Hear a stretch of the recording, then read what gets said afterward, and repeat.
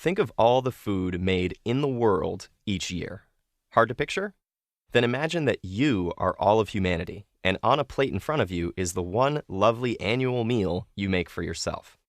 You did all sorts of work putting that meal on your table. You must be eager to consume the fruits of your labor, and the vegetables and meats and waffles of your labor too, right? Well, oddly enough, a third of that meal ends up in the trash.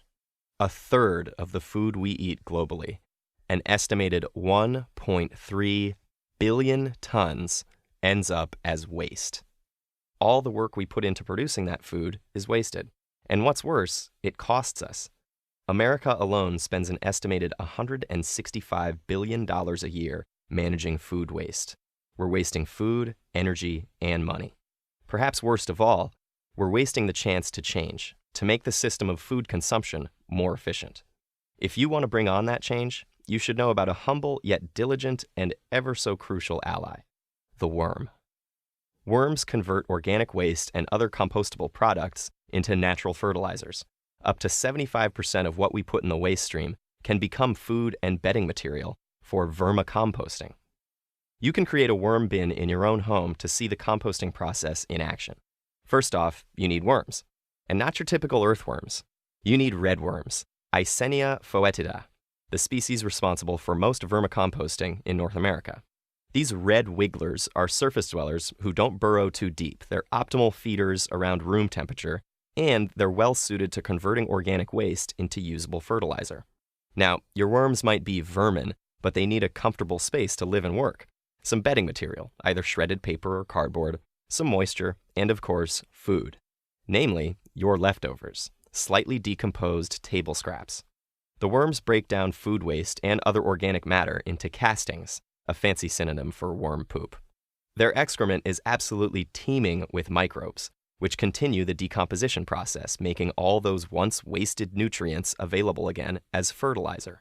The timeline for the whole process varies depending on the quantity of worms, the temperature, and how much waste is added to the bin. And there's another timeline to consider. In a healthy worm bin habitat, worm reproduction will occur when the wigglers become sexually mature, indicated by an elongation of the segments into a bulbous structure. 3-month-old wigglers can produce 2 to 3 semi-translucent yellow worm cocoons a week. You thought only moths and butterflies come out of cocoons? Well, we can't all be majestic. It takes around 11 weeks for new babies to hatch. When your bin seems to be full of living vermicelli noodles, it's time to share the bounty with your friends and start a vermicompost club. Or keep those worms to yourself and start a business. Vermicomposting isn't confined only to small worm bins. It's an emerging entrepreneurial enterprise. Large-scale facilities convert bulk organic waste and even manure into rich black castings called black gold. Its value as a soil additive is unparalleled, and it can help plants resist harmful pathogens. The lack of available land in urban environments, coupled with growing interest in smaller-scale farming, means there's a market for vermicomposting. Many communities use composting as part of zero-waste strategies, and they can sell their worm-eaten table scraps to local farms hungry for rich fertilizer. So instead of wasting money dumping wasted food in landfills, we can remake waste into an asset, putting it back into our food system to make it more sustainable.